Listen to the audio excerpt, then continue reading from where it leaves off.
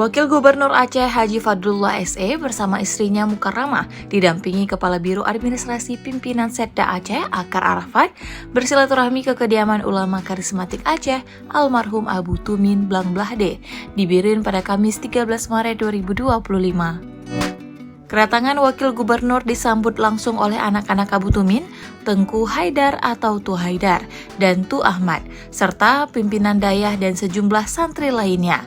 Tu Haidar mewakili keluarga menyampaikan rasa terima kasihnya atas kunjungan tersebut.